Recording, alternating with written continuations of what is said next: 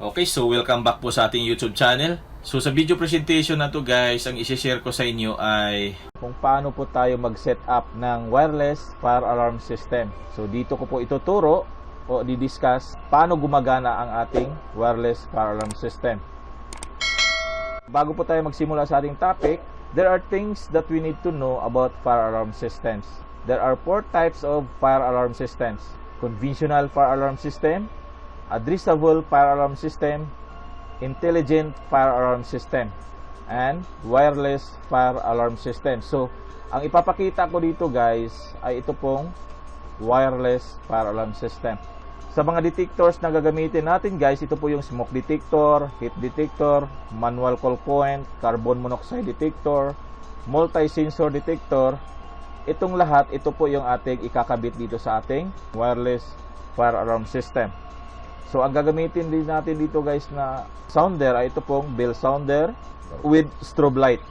Yan po yung gagamitin natin dito sa ating wireless fire alarm system. Okay, so balik po tayo dito sa ating main topic, no? Paano nga ba gumagana ang ating wireless fire alarm system?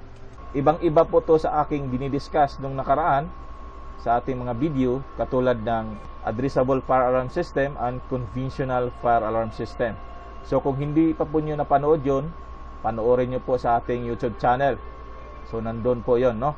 So ang bawat isa nito guys ay may address. So nakakonfigure lahat yan dito sa ating fire alarm control panel. For example, ito sa heat detector number 1, naka-address po yan dito sa ating fire alarm control panel. So nagko-communicate sila guys through radio communication o wireless communicator, no? Yung mga signal na yan guys, ibabato niya dito sa ating fire alarm control panel, dito sa ating wireless communicator. Ito po yung receiver, kumbaga. Ibabato niya dito sa ating fire alarm control panel. So for example, dito sa ating dito sa smoke detector number 2, for example kung ito po ay nakadetect ng usok or alikabok, ibabato niya ang signal dito sa ating radio communication o wireless communicator.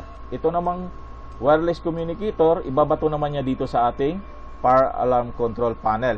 So dito natin makikita kung anong device ang nag-trouble or may sunog.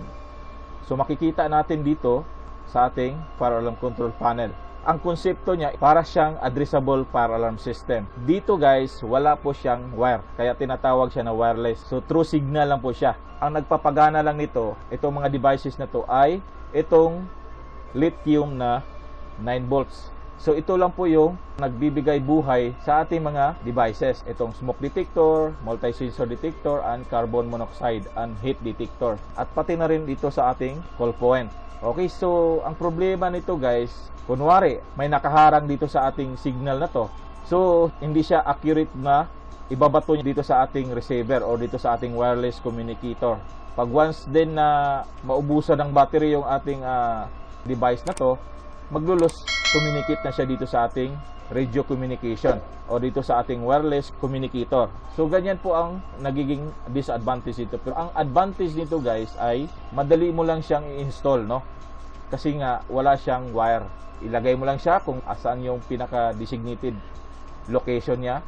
I-install mo lang siya doon, i-power on mo lang yung battery, i-configure lang natin siya dito sa ating fire alarm control. Magko-communicate na sila through wireless communicator or radio communication. So ibabato niya dito ang kanyang signal. Ang disadvantage pa nito guys ay masyadong mahal po yung maintenance. Isa din sa mga problema nito guys, hindi ito ina-approve ng civil defense. Hindi siya advisable na gagamitin dito sa mga commercial building. So kadalasan ginagamit po to sa mga private lang. Okay? So kakaiba talaga siya doon sa ating mga conventional fire alarm system and addressable fire alarm system. Ganyan lang po ang basic understanding dito sa ating wireless fire alarm system. So I hope na naintindihan nyo po yung aking dinidiscuss dito. So kung may mga katanungan po kayo guys, paki-comment lang doon sa ating comment section. Kung nagustuhan nyo po yung ating video presentation guys, paki-like, at kung bago pa po kayo sa ating YouTube channel, paki-consider na rin po ang pag-subscribe at i-hit mo na rin yung notification bell dyan para updated po kayo sa ating mga gagawin pang mga videos. Okay, so ito po ang inyong kaibigan, Rakabayan Tech. Hanggang sa muli, paalam!